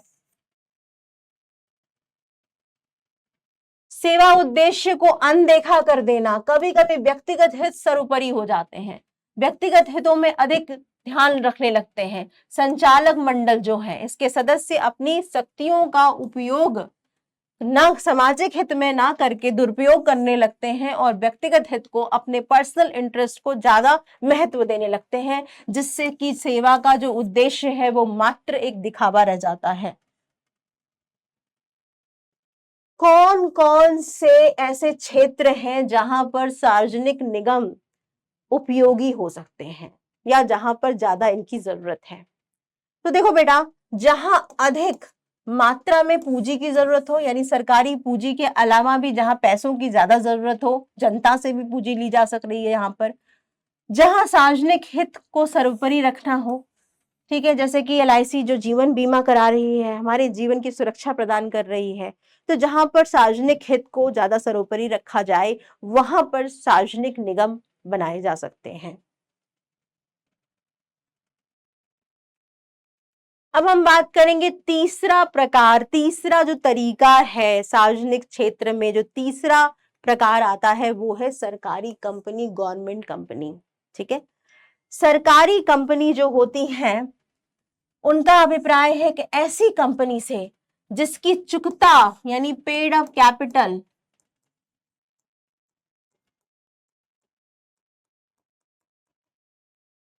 कम से कम 51% हो। ठीक है, तो सरकारी कंपनी का अभिप्राय एक ऐसी कंपनी से है जिसकी पेड अप कैपिटल का कम से कम 51% जो भाग है वो केंद्र सरकार या राज्य सरकार या दोनों का, अंशतः केंद्र सरकार और अंशतः एक या अधिक राज्य सरकारों के पास हो। उस तरह के जो कंपनी होगी वो सरकारी कंपनी कही जाएगी। यानी कम से कम 51% और ज्यादा से ज्यादा तो 100 भी हो सकता है, जिसमें चुकता अंश पूंजी सरकार की लगी हो, लेकिन है ये एक कंपनी ही, यानी कंपनी अधिनियम 2013 के द्वारा ही, जैसे कि अन्य कंपनी की स्थापना होती है सभी चरणों के माध्यम से, उसी तरह से एक सार्वजनिक सरकारी कंपनी की स्थापना भी होती है, गवर्नमेंट कंपनी की भी स्थापना होती है।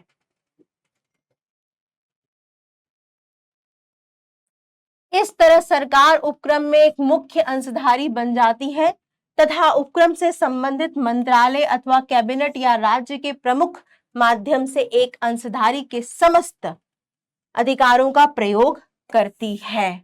यदि स्थानीय सरकारों, यानी सरकार एक प्रकार से क्या हो गई, पूंजी लगा रही है, अंश खरीद रही है, तो सरकार अंशधारी बन गई है इन कंपनियों में, ठीक है।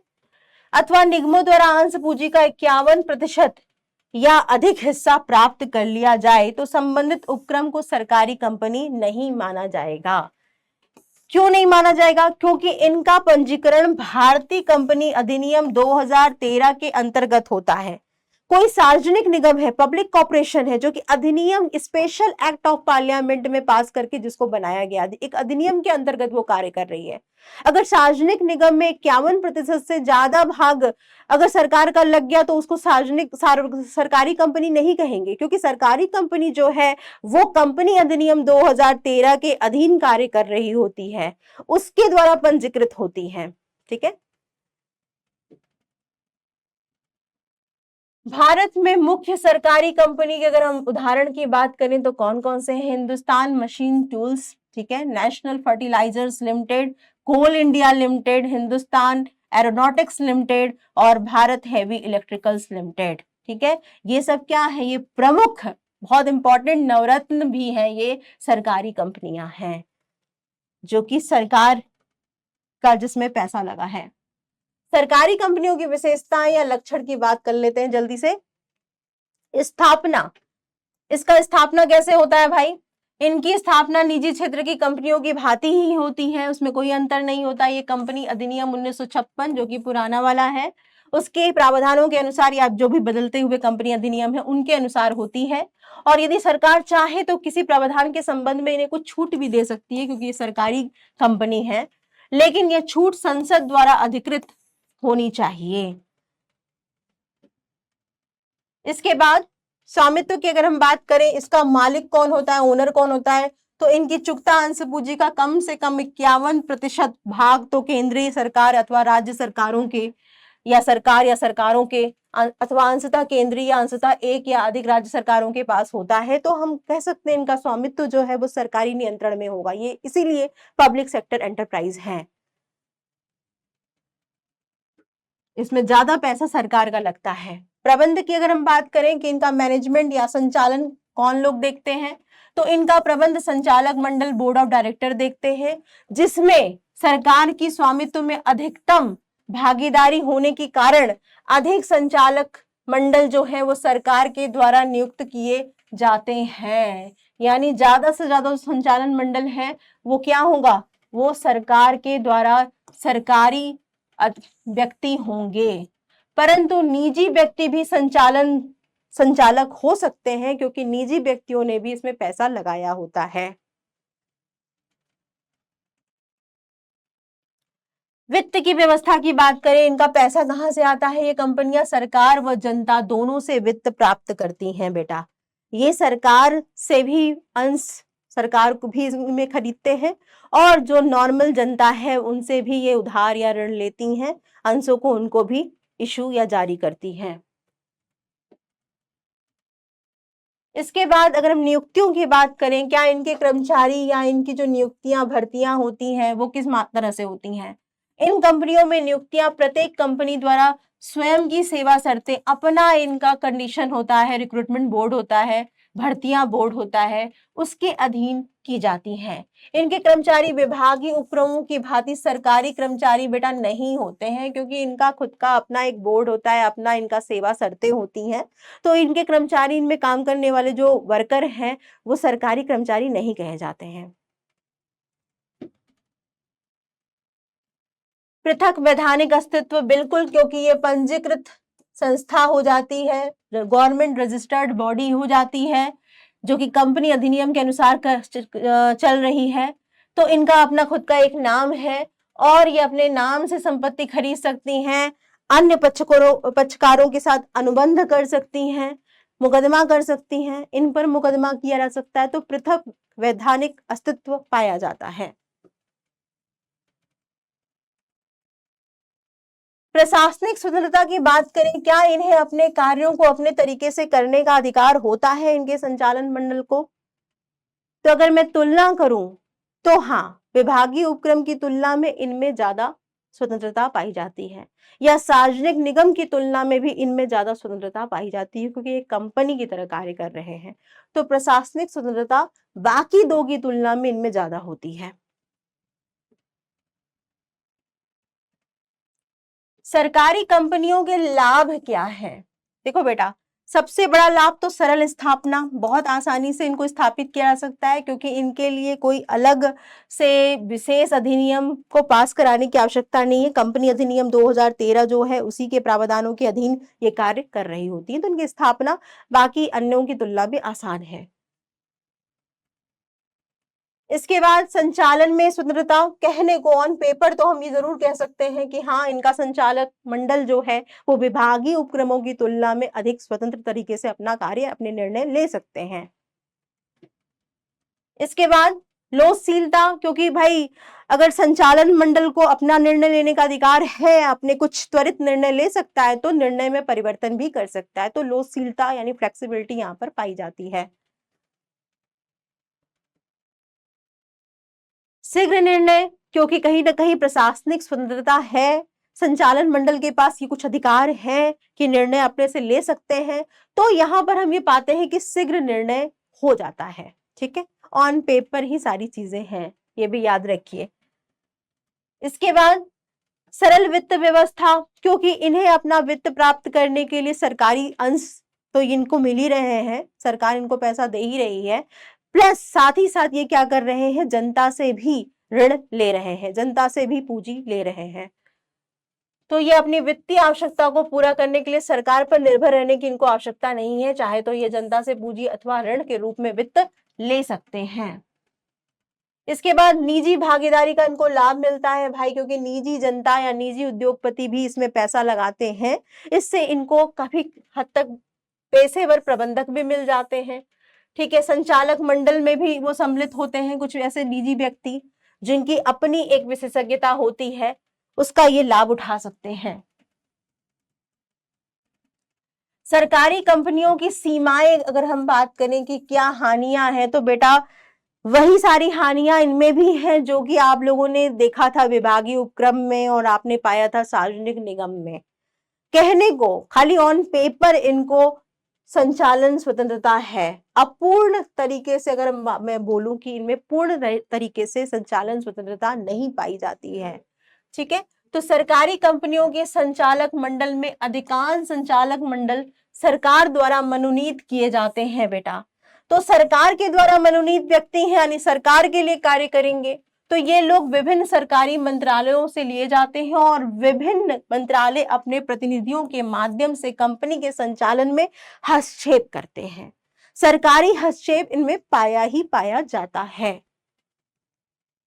इसके बाद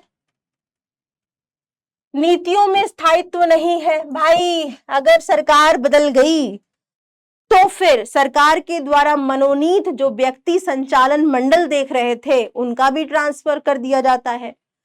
जो संचालन मंडल है वही नीति बना रही है सरकारी कंपनी में, अगर वही बोर्ड ऑफ डायरेक्टर का ट्रांसफर हो गया, तबादला हो गया सरकार के बदलने से, तो फिर क्या होगा, नया जो अधिकारी आएगा वो नई नीति बनाएगा। तो इस तरह से नीतियों में स्थायित्व नहीं हो जाता है। सरकारी कंपनियों के चेयरमैन जो हैं या जो उच्च अधिकारी हैं, वे जल्दी जल्दी परिवर्तन करने से नीतियों में स्थायित्व नहीं रहता है, उनके जल्दी जल्दी बदलने से नीतियों में स्थायित्व नहीं रहता है। हर नया व्यक्ति अपने अनुसार कंपनी को चलाना चाहता है और इस प्रकार बार बार नीतियों में परिवर्तन करने से कंपनी के जो उद्देश्य हो वो पूरे नहीं किए जा सकते हैं। इसके बाद इसमें अगर हम सीमा की बात कर रहे हैं, हानियों की बात कर रहे हैं, तो पेशेवर कुशलता की कमी होती है बेटा।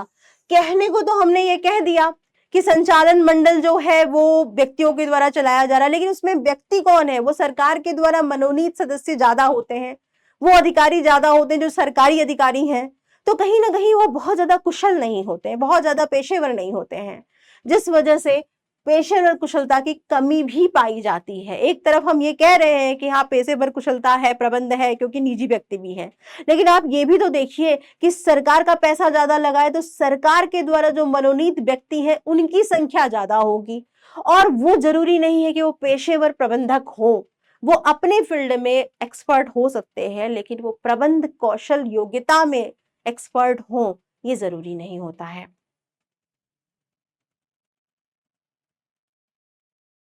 सार्वजनिक जवाबदेही का डर होता है। जब आप कोई चीज डर के करते हो ना तो आप अच्छा बेस्ट नहीं कर सकते हो, ये याद रखो। अगर आपको डर लगता है किसी चीज से या किसी चीज को करने से और आप उसी डर से वो चीज कर रहे होते हो तो आप गलती करते हो। यही चीज, यही डर किस में पाया जाता है? सरकारी कंपनियों में पाया जाता है। उनको संचालक मंडल को लगता है डर क्या? जोखिम जैसे निर्णय लेने के लिए, कुछ बड़े निर्णय लेने के लिए। और अगर जोखिम नहीं लेंगे तो फिर ज्यादा लाभ भी नहीं कमा सकते, आप ये भी जानते हैं। तो कहीं ना कहीं कह सकते हैं कि सार्वजनिक जवाबदेही के डर से ये बहुत ज्यादा वित्तीय या बहुत ऐसे जोखिम भरे डिसीजन या निर्णय नहीं लेते हैं, जिसकी वजह से क्या होता है, सरकारी कंपनी की वार्षिक रिपोर्ट को संसद में प्रस्तुत करना पड़ता है और संसद में आलोचना के डर से ये क्या करते हैं, इनके उच्च प्रबंधक जोखिम वाले निर्णय कुछ नहीं लेते। कहीं इन्वेस्टमेंट करना हुआ, कहीं बड़ा रिस्क इन्वॉल्व है जहां प्रॉफिट हो भी सकता है, नहीं भी हो सकता है, तो उससे संबंधित ये निर्णय लेने से क्या करते हैं, बचने की कोशिश करते हैं। जबकि व्यवसाय को सफलतापूर्वक अगर चलाना है तो ऐसा करना जरूरी होता है, रिस्क लेना चाहिए, जोखिम लेना चाहिए। परिणामतः क्या होता है कि ये कंपनियां क्या है, व्यावसायिक दृष्टिकोण से पिछड़ जाती हैं बेटा, और अपने कंपटीशन कह सकते हैं कि अपने प्रतियोगी से पीछे चली जाती हैं। इसीलिए सरकारी कंपनियों पे आपने देखा होगा ना कि बहुत ज्यादा कह सकते हैं डेट्स का बर्डन या उधार, या कह सकते हैं इनकी आय बहुत ज्यादा नहीं हो पाती है, क्योंकि ये बहुत ज्यादा जोखिम भरे निर्णय नहीं लेते हैं। अब हम बात करेंगे इसी अध्याय के तीनों प्रकार पढ़ने के बाद, सार्वजनिक उपक्रम के 3 प्रकार पढ़ने के बाद इस अध्याय का जो दूसरा टॉपिक है वो है ग्लोबल उपक्रम या बहुराष्ट्रीय कंपनियां, जिसे एमएनसीज भी कहते हैं, मल्टीनेशनल कॉर्पोरेशन भी कहते हैं। तो ग्लोबल उपक्रम या बहुराष्ट्रीय कंपनियां या भूमंडलीय उपक्रम के बारे में हम लोग अब पढ़ने वाले हैं। तो सबसे पहले देखो बहुराष्ट्रीय कंपनी की परिभाषा थोड़ा जान लेते हैं इसको। आईएलओ ने क्या कहा है, उनकी रिपोर्ट के अनुसार बहुराष्ट्रीय उपक्रम की आवश्यक की प्रकृति इस बात में निहित होती है कि बहुराष्ट्रीय उपक्रम जो है वो प्रबंधकीय कार्यालय तो उनका एक देश में होता है, जिस देश में वो स्थित होते हैं, जिसे इनका गृह देश भी कहा जाता है, होम कंट्री भी कहा जाता है। जबकि इन उपक्रमों का जो व्यवसाय है वो कई अन्य देशों में किया जाता है, यानी ये एक देश के गृह देश से ये संबंधित होते हैं, लेकिन ये अपना व्यापार, अपना व्यवसाय, अपना संचालन, अपने ब्रांचेस कई विभिन्न देशों में करते हैं।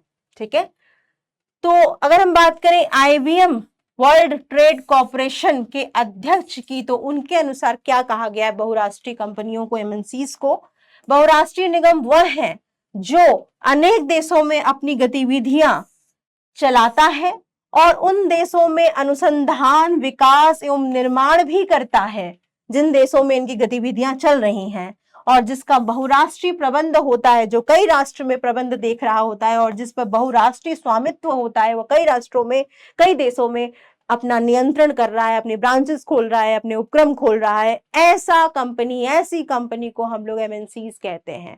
तो साधारण से शब्दों में बहुराष्ट्रीय कंपनी वो कंपनी होती है जिनका संचालन तो उनके गृह देश से किया जाता है, लेकिन जिनकी शाखाएं कई देशों में चल रही होती हैं, कई देशों में जिनकी ब्रांचेस होती है, वो जो कई देशों में व्यापार और व्यवसाय कर रहे होते हैं, कई देशों में वो वस्तुओं को बेच या खरीद रहे होते हैं।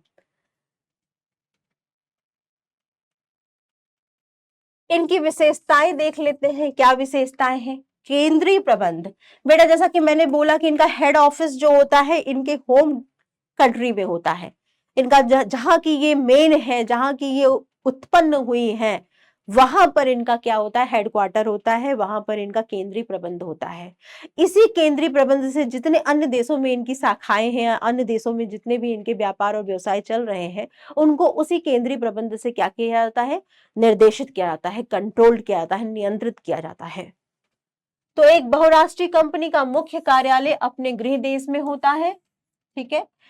यह कंपनी अपने व्यवसाय का फैलाव, अपना व्यवसाय जो है वो अन्य देशों में शाखाएं खोलकर तथा सहायक कंपनियां खोलकर करती हैं, और अन्य देशों में चलाए जा रहे व्यवसाय का प्रबंध मुख्य कार्यालय द्वारा किया जाता है, जो कि क्या है, इनके खुद के होम कंट्री में स्थापित है। ये मुख्य कार्यालय, हेडक्वार्टर जिसे कह रहे हैं, सभी शाखाओं एवं सहायक कंपनियों का मुख्य कार्यालय द्वारा निर्धारित की गई नीतियों का पालन होता है। जो मुख्य कार्यालय, हेडक्वार्टर जो नियम, जो नीति बना देता है, उसी नीति और नियम के अनुसार बाकी कार्यालय काम करते हैं, बाकी जो ब्रांचेस हैं वो कार्य करते हैं, ठीक है। तो केंद्रीय प्रबंध है, सेंट्रल कंट्रोल है। इसके बाद विश्व स्तर पर फैलाव। बेटा जैसा कि विश्व स्तर का मतलब ही हो गया कि ग्लोबल लेवल पर कई देशों में इनके ब्रांचेस, कई देशों में इनके ऑफिसेस, कई देशों में इनके व्यवसाय हैं, चल रहे हैं। तो विश्व स्तर पर इनका फैलाव होता है, सिर्फ अपने देश या 2 या 3 देशों में नहीं, कई देशों में ये अपने कार्य कर रहे होते हैं। उच्च क्वालिटी के उत्पाद, भाई इनमें एक देखा जाए तो बहुराष्ट्रीय कंपनी जो होती हैं, जिसे ग्लोबल या भूमंडलीय उपक्रम भी कह रहे हैं, उसमें पूंजी ज्यादा होती है उनके पास, बड़े लेवल पर वो व्यवसाय करती हैं, बड़े पैमाने पर वो उत्पादन, वितरण, व्यापार कर रही होती हैं। तो हम ये कह सकते हैं कि कहीं ना कहीं बहुराष्ट्रीय कंपनी जो है वो विश्व स्तर पर प्रतियोगिता का सामना करना होता है, और इसीलिए प्रतियोगी बनने के लिए, आप प्रतियोगिता का सामना करने के लिए, अपने प्रतियोगियों से आगे निकलने के लिए ये कंपनियां अपनी गुणवत्ता, अपनी क्वालिटी, अपनी वस्तुओं की, अपनी सेवाओं की बढ़ाती हैं। यानी इनके जो प्रोडक्ट होते हैं, इनके जो वस्तु होते हैं, इनकी जो सेवाएं होती हैं वो उच्च गुणवत्ता की होती है, और इनके पास इतना पैसा भी होता है कि वो अच्छी से अच्छी तकनीक का प्रयोग करके उत्पादन कर सकें, ठीक है। तो इनकी ये एक प्रकार से हम कह सकते हैं इनका लाभ भी है, उच्च क्वालिटी के उत्पाद ये प्रदान करते हैं। बड़ा आकार, आकार का मतलब यहां पर व्यापार और व्यवसाय के पैमाने से है, मात्रा से, उत्पादन की तकनीक या उत्पादन की प्रोडक्टिविटी से, उत्पादन की मात्रा से है, ठीक है। तो इनका जो कार्य होता है, इनका जो व्यापार और व्यवसाय होता है, और इनका जो उत्पादन और वितरण होता है, वो बड़े पैमाने पर होता है। बहुराष्ट्रीय कंपनी की संपत्तियां बहुत अधिक होती हैं। अगर मैं बात करूं इंडियन एमएनसीज रिलायंस की, तो रिलायंस लिमिटेड जो है वो, उसका अगर हम टोटल एसेट्स की बात करें, संपत्तियों की बात करें, तो उसका जो मूल्य है वो $160 बिलियन 2020 में था। $160 बिलियन का मतलब हो गया कि 11,65,915 करोड़ रुपए 2020 में इनकी संपत्तियों का मूल्यांकन किया गया है। अगर इसी प्रकार हम एसबीआई की बात करें, एसबीआई जो कि हमारे यहाँ का एक बैंक है, कमर्शियल बैंक है, बड़े लेवल पर कार्य कर रहा है, अगर उसकी बात करें, वो भी एक प्रकार से कई देशों में उसकी ब्रांचेस हैं। यहाँ पे 36 देशों में, बेटा 36 देशों में करीब 195 उसकी शाखाएं या ब्रांचेस हैं उस बैंक की। तो ये 2020 का एक टारगेट है, 2020 का एक डाटा है। इसके बाद देखो अंतरराष्ट्रीय बाजार तक पहुंच, इनकी एक विशेषता है, ये इनका एक लाभ भी है कि ये अंतरराष्ट्रीय बाजार तक पहुंचती हैं। ये सिर्फ एक राष्ट्र या एक देश या की भौगोलिक सीमा तक इनका व्यापार या व्यवसाय नहीं है, इनके ग्राहक है जो है वो कई राष्ट्र में हैं। तो बहुराष्ट्रीय बाजार तक इनकी पहुंच है। विज्ञापन पर विशेष ध्यान देती हैं, ये अपने जो भी उत्पाद हैं, ये उनको बेचने के लिए इनका जो मेन फोकस होता है वो ज्यादा से ज्यादा विज्ञापन करना होता है। विज्ञापन के माध्यम से ये बाजार में ग्राहकों तक पहुंचती हैं। विज्ञापन में भी ये क्या करती हैं, उस देश की जो मनोवृत्ति है, उस देश की मनोवृत्ति का फायदा ये विज्ञापन में निकालती हैं। विज्ञापन इस प्रकार का होता है जो उस देश की मनोवृत्ति और उस देश के जो भी लोग हैं उनको प्रभावित कर सके।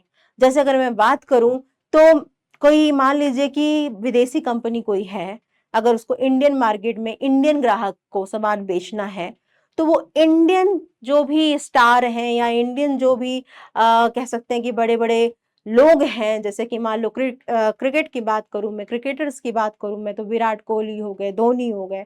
अगर ये लोग कोई वॉच का प्रमोशन कर दें, विज्ञापन कर दें, तो बहुत सारे लोग खरीदना चाहेंगे।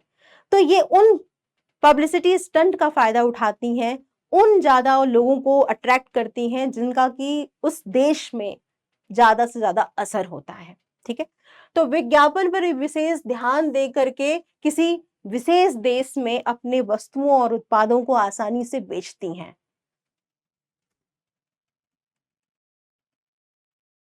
बहुराष्ट्रीय कंपनियों की विशेषताओं के आधार पर हम जल्दी से इनके लाभ निकाल सकते हैं। विदेशी विनियोग में वृद्धि करती हैं, फॉरेन करेंसी आ जाती है इनके माध्यम से। रोजगार में वृद्धि करती हैं, जिस भी देश में जाती हैं उस देश में रोजगार में सृजन हो जाता है, बेरोजगारी दूर होती है क्योंकि कंपनी स्थापित होगी, लोग कर्मचारियों की जरूरत पड़ेगी। संसाधनों में उचित उपयोग, कहीं न कहीं जो भी संसाधन हैं, चाहे वो तकनीकी हो, चाहे वो मानव संसाधन हो, चाहे वो वित्तीय संसाधन हो, बड़े पैमाने पर ये व्यवसाय करती हैं, अतः ये संसाधनों का अनुकूलतम उपयोग करती हैं। तकनीकी विकास, इनके द्वारा उत्पादित वस्तु जो होती है वो तकनीकी रूप से ज्यादा अच्छी होती है, टेक्नोलॉजिकल डेवलपमेंट लाती हैं ये। स्थानीय एकाधिकार की समाप्ति, कुछ अगर छोटे ऐसे स्थानीय उपक्रम हैं जो कि कार्य कर रहे हैं किसी देश में, अगर वो उनका आधिपत्य है, तो इस तरह से बहुराष्ट्रीय कंपनियों के आ जाने से क्या है, सुरक्षा की भावना उनमें कम होगी और प्रतियोगिता की भावना बढ़ेगी और छोटे-छोटे या कुछ लोग के हाथों में ही सिर्फ क्या होगा, धन का केंद्रीकरण नहीं रह जाएगा। तो स्थानीय एकाधिकार की समाप्ति करती हैं ये। प्रबंधकीय विकास करती हैं, ये पेशेवर प्रबंधक नियुक्त करके कार्य करती हैं, तो प्रबंधकीय कौशलता इसमें ज्यादा पाई जाती है। निर्यात में वृद्धि होता है, अगर बहुराष्ट्रीय कंपनियों के बन जाएं तो किसी देश में बहुराष्ट्रीय कंपनी के आने से या उस देश के बहुराष्ट्रीय कंपनी से क्या होता है, निर्यात बढ़ता है, दूसरे देशों में वो अपने वस्तुओं को बेचेंगी। इसकी कुछ हानियां भी हैं, जैसे घरेलू उद्योगों को खतरा है भाई। जो घरेलू जो उद्योग हैं, जो डोमेस्टिक छोटे लघु कुटीर उद्योग हैं, उनको ये बहुराष्ट्रीय कंपनियों से प्रतियोगिता करने में खतरा होता है, वो डरते हैं, ठीक है। लाभों की गृह देश में वापसी, बहुराष्ट्रीय कंपनियां अगर विदेशी हैं तो फिर वो अपने देश के बारे में, अपने देश के लाभ के बारे में ज्यादा सोचेंगी। वो यहाँ आती हैं, जो भी आय अर्जित करती हैं उसका निवेश वो अपने देश में करती हैं, ठीक है। स्थानीय राजनीति में हस्तक्षेप, किसी देश की आर्थिक अर्थव्यवस्था हो चाहे उसकी राजनीति हो, वहां पर कहीं ना कहीं अगर बड़े उद्योगपति बड़ी बड़ी कंपनियों के आ जाते हैं तो वो वहां पर प्रभाव डालने लगते हैं, हस्तक्षेप करने लगते हैं। प्राकृतिक साधनों का शोषण होता है भाई। अगर आप कोई प्लांट है, बहुराष्ट्रीय कंपनी आती हैं, प्लांट लगा देती हैं, तो कहीं ना कहीं प्रदूषण भी फैलाती हैं, शोषण भी हो रहा है प्राकृतिक संसाधनों का उनके आने से, उनके लगने से, ठीक है। गरीब लोगों को कोई लाभ नहीं। बहुराष्ट्रीय कंपनियों के जो उत्पाद होते हैं वो थोड़े महंगे होते हैं क्योंकि तकनीकी रूप से ज्यादा समृद्ध होते हैं। तो गरीब लोग जो हैं, जो मजदूर वर्ग है, जो गरीब लोग हैं, वो उसे खरीदने, उनकी जो क्रय शक्ति है वो कम होती है, तो खरीदने में असमर्थ हो सकते हैं। ये सारी इनकी सीमाएं हैं। अब यहाँ पर कुछ क्वेश्चंस देख लेंगे ताकि इस चैप्टर को अच्छे से समझ लें और इसको अंत करें। भारतीय रेलवे सार्वजनिक उपक्रम के कौन सा प्रारूप होता है? बेटा भारतीय रेलवे सार्वजनिक उपक्रम का विभागीय उपक्रम में आएगा, तो इसका जो राइट आंसर क्या होगा? ए होगा, विभागीय उपक्रम। इसके बाद देखो, निम्न में से कौन सा उद्योग सार्वजनिक क्षेत्र के लिए आरक्षित नहीं है? सार्वजनिक क्षेत्र के लिए आरक्षित नहीं है। परमाणु, बिल्कुल, परमाणु जो है वो सुरक्षा संबंधी हो गया। चीनी उद्योग, हथियार, बिल्कुल, हथियार जो है, वेपन्स जो है, बंदूक जो है, वो भी सुरक्षा संबंधी है चीजों में आते हैं, तो ये भी। रेल तो हमने बताया है कि रेलवे जो है वो पूरी तरह से क्या है, विभागीय उपक्रम है, तो चीनी उद्योग जो होगा वो सार्वजनिक क्षेत्र का में नहीं आएगा। इसके बाद देखिए, निम्न में से बहुराष्ट्रीय कंपनियों का लाभ कौन सा नहीं है? विदेशी विनियोग में वृद्धि करती हैं, ये लाभ है। रोजगार में वृद्धि करती, ये भी लाभ है। स्थानीय एकाधिकार की समाप्ति, ये भी लाभ है। घरेलू उद्योगों को खतरा, ये एक प्रकार का हानि है। तो हमने कौन सा नहीं है, लाभ कौन सा नहीं है, तो ये वाला नहीं है, ये एक हानि है। जब दो व्यावसायिक उपक्रम सामूहिक उद्देश्य व आपसी लाभ के लिए इकट्ठे होते हैं तो उसे क्या कहते हैं? जब दो, क्या कहते हैं, दो उद्योग है ना, जब दो व्यावसायिक उपक्रम, बिजनेस फर्म्स जो हैं, तो इसे हम लोग संयुक्त साहस कहते हैं। साझेदारी में क्या है, साझेदारी तो दो व्यक्तियों के बीच में होती है ना। संयुक्त साहस का मतलब हो गया ज्वाइंट वेंचर, मतलब दो व्यावसायिक उपक्रम आपस में जब इकट्ठा होकर के कोई व्यवसाय कर रहे होते हैं तो इसे संयुक्त साहस कहा जाता है। कंपनी तो समामेलित संघ है व्यक्तियों का, और बहुराष्ट्रीय कंपनी तो वो कंपनी होती है जिसका कई देशों में व्यापार और व्यवसाय होता है, तो संयुक्त साहस होगा। इसके बाद एक सरकारी कंपनी वह कंपनी होती है जिसकी कम से कम जो चुकता अंश पूंजी है वो प्रतिशत, कितने प्रतिशत होनी चाहिए? 51% जो है वो सरकार के पास होती है।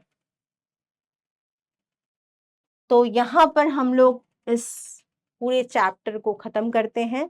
और ये पूरा का पूरा जो चैप्टर था, चैप्टर नंबर 3, उसमें हमने ये पढ़ा कि सार्वजनिक क्षेत्र के जो उपक्रम होते हैं 3 होते हैं। कौन कौन से? विभागीय उपक्रम, दूसरा हमने क्या पढ़ा, सार्वजनिक निगम, और तीसरा हमने पढ़ा सरकारी कंपनी। इसके बाद बहुराष्ट्रीय कंपनियों के बारे में हमने उसकी विशेषता, लाभ और हानि देखा। बहुराष्ट्रीय कंपनियां वो कंपनी होती हैं जो एक देश में नहीं बल्कि कई देशों में व्यापार और व्यवसाय कर रही होती हैं, जिनके ब्रांचेस कई देशों में होते हैं और जो अपने गृह देश के द्वारा केंद्रीय प्रबंधित होती हैं। ठीक है, तो ये था ये पूरा का पूरा चैप्टर। अच्छे से आप रिवाइज करिए और उम्मीद करती हूँ कि आपको समझ में आ रहा है। जो भी आपको अगर अच्छा लग रहा है तो आपसे कमेंट करिए, बताइए कि आपको चीजें समझ में आई या नहीं आई।